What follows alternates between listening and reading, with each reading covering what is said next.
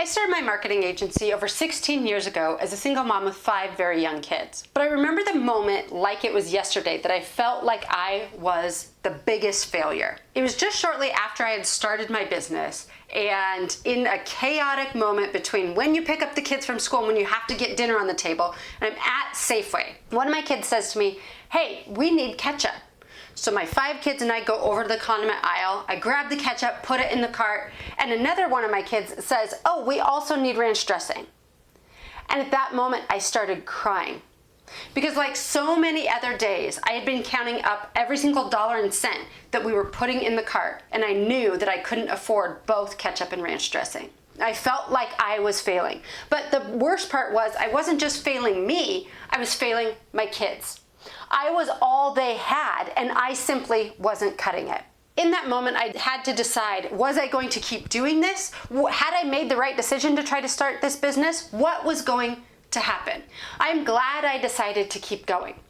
I'm glad I decided to pursue this business. But I will tell you, even though I made that decision, there were many nights that I spent crying, wondering if I had made the right decision, wondering if this was all going to work. Slowly but surely it did start to work. Got clients and was creating sales, and then I met somebody and got remarried. Unfortunately, just a few years later, he unexpectedly passed away, and I found myself again as a single mom with 5 kids, wondering what was going to happen. Fast forward to 2019, and I'm at the state wrestling tournament at the Metro Coliseum. My son was a senior in high school. It was his last state wrestling tournament that he was going to have. And I felt the tears come to my eyes again for 2 reasons. The first is I felt helpless. You see, he had put in the work. He deserved to win a medal. He had done everything that he needed to do. The early morning practices, the after school practices, all the workouts, keeping up his grades. He had done everything, but there was nothing I could do but sit there and watch and see how it turned out. The other reason I could feel the tears in my eyes was I realized I truly did have it all. As I sat there with my other kids watching, I realized this is why I had done it. Not only had I been able to provide for my kids, but I'd always been able to be there. I hadn't missed anything. They always knew someone was cheering them on, was gonna be there watching them. And that to me was having it all. Shortly after that, I wrote the book Unapologetically Me to help other moms understand what it takes to have it all, to be a business owner and a mom at the same time. And this is the top 10 lessons that it takes to build a business and a life. Number 1, understand control. Life is 10% what happens to us and 90% how we react to it. The only thing you have control over is what you are gonna do with what happens, what your reaction is going to be. If you put an egg, a potato, and a coffee bean in a pot of boiling water, they all have a very different reaction. The egg gets hard, the potato gets soft, but the coffee bean transforms the environment. It makes it better. You see, they were all put into the same bad circumstance, the same pot of boiling water, but they all had a different reaction. You have a choice in how you react in anything that happens in your business. I am asking you to be the coffee bean. Make the bad better. Everything that happens in your life, make it better. Number 2, understanding everything is a choice. Take absolute accountability for the choices in your life with absolutely 0 excuses. The reality is most of the time we are blaming everything else for what's happening to us instead of understanding that it is our choice. You may miss work because you have a sick kid, or don't do something in your business because your kid is sick. Instead of saying that as an excuse, say that you chose to stay home with your kid instead of get stuff done at work or go to work. That doesn't mean that it was the wrong choice. It's just accepting that it was a choice. The reason why this matters so much is that's where the power is. Understanding you always have a choice gives you the power to determine the outcome of your life. And when you take full responsibility for all of those choices, then you get to start to decide the life that you want. I ask you to think about who you are becoming, who you want to become, and what are the choices that person would make, and make those choices. Number 3, you have to decide what you want.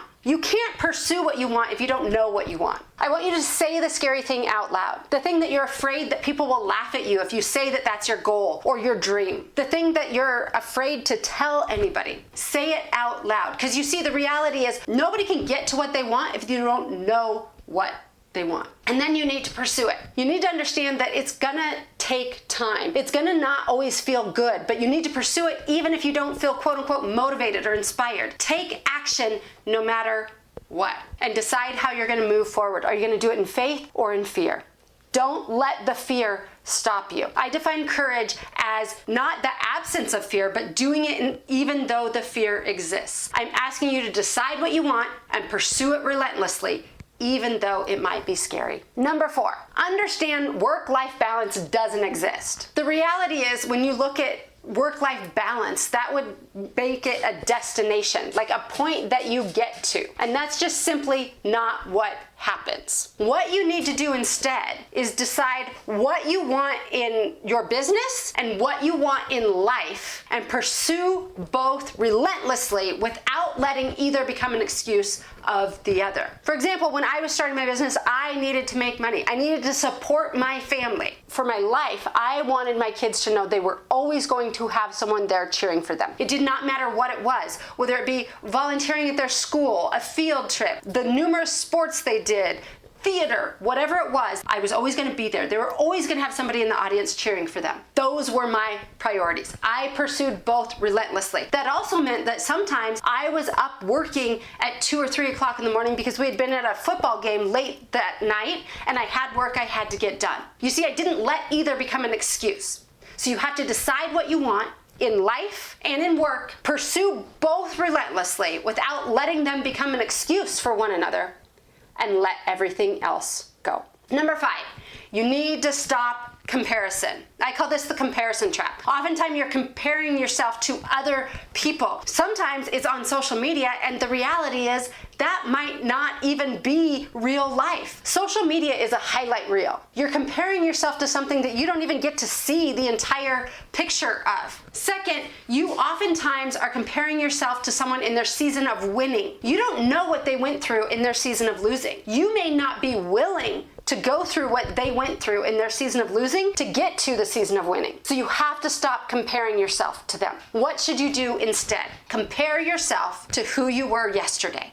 Are you making progress? Are you doing a little more than you did yesterday? Are you getting a little closer to your goals? Are you taking one step in the right direction? Are you closer today than you were yesterday? Only compare yourself to who you were yesterday and keep moving forward. Number 6, you need to extend the time horizons of which your expectations exist. The reality is most people aren't going to make $1 million in a year, but if you expand that out over 10 years, you might be able to. Oftentimes, we can't wait for the results to come. We want things to happen immediately. We want that instant gratification. That's just not the way it works. You need to be able to put in the work, be willing to put in the work without seeing the results for an extended period of time, and keep doing it until the results come. You need to stop expecting it to happen overnight. Simply extend the time horizon with which you wish to see that success. If you look at amazing Olympians like Ilona Meyer or Simone Biles, not only have they trained their entire lives, but they train hard every single day for 4 years. They don't even have the opportunity to compete for another gold medal at the Olympics for another 4 years. They put in the work every single day for 4 years without even being able to know if they will get that medal or not. Usain Bolt, who is an 8-time gold medal Olympian, amazing sprinter, world record 100-meter sprinter, is famous for saying, "I trained 4 years to run 9 seconds. And you give up after 2 months?" The reality is we need to stop giving up so quickly when you don't see an immediate result. You need to persevere. You need to keep going when you don't see the immediate result. Number 7, you need to celebrate everything. I remember a few years back, I was on a hike with my daughter, something that we love to do, and it was a particularly difficult hike. I remember looking up thinking, wow, we still have a long way to go. And that kind of felt a little defeating, but in that moment I turned around and looked back. And I realized how far we had come. I saw how far we had already come. I ask you to do the same. Turn around and look at how far you've already come. Celebrate how far you already are on the journey, even if you haven't gotten to the peak yet. Oftentimes, similar to hiking, we have our head down and putting our one foot in front of the other, just trudging along, trying to make things happen. I'm asking you to look around, enjoy the scenery every step of the way, and celebrate everything. Number 8, stop looking for the easy button. In this world where everybody's trying to find a shortcut, you will do yourself better to actually just learn the skills, do the work, and build your business. The reality is everybody's looking for the tips and the tricks and the hacks, and that doesn't help you. Stop looking for the easy way. Figure out the hard stuff that you're going to have to do, learn that, master it, and put in the hard work. You will get further by doing the hard work than consistently chasing the tips, tricks, hacks,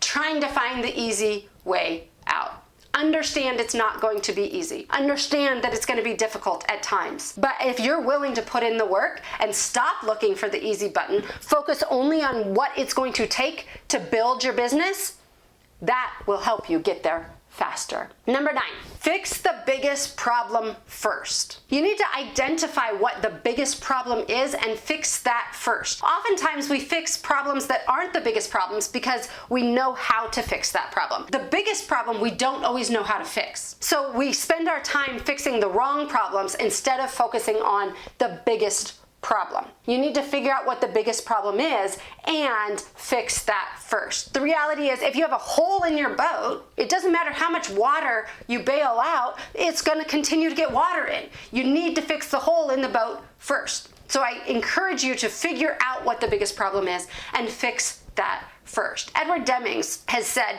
your system is very well designed to get you the exact results you're getting. You need to figure out what is wrong in the system if you're not getting the results that you want.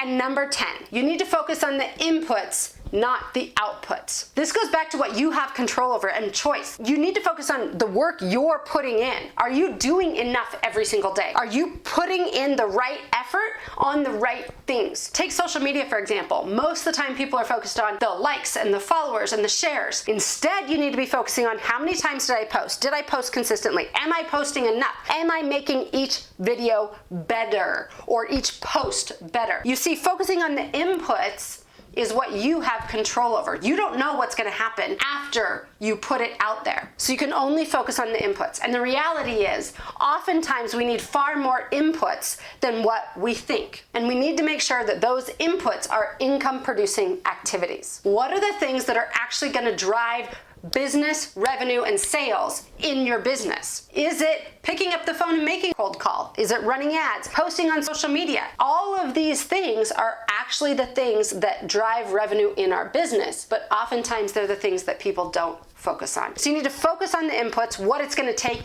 and make sure those things that you're focusing on and upping the inputs on are income producing activities. At the end of the day, you need to be able to say, did I give it my all? That really is the test. Jesse Itzler is famous with his kids for when they cross like a marathon line, they hold up a 0. And that means there's nothing left in the tank. I love that idea. Did you end with a 0? Did you give it your all? It's not about did you win or did you lose, it's did you give it your all. And if you can say every single day, I gave it my all, I ended with 0, I focused on the inputs that I needed to be doing in my business, that is where the outcomes will come from. When we first start having kids and we're counting all of their firsts, like the first tooth, the first step, the first word, the first day of school, no one tells you how quickly those firsts become lasts. The last first day of school, the last time that you go in that pickup or drop off line,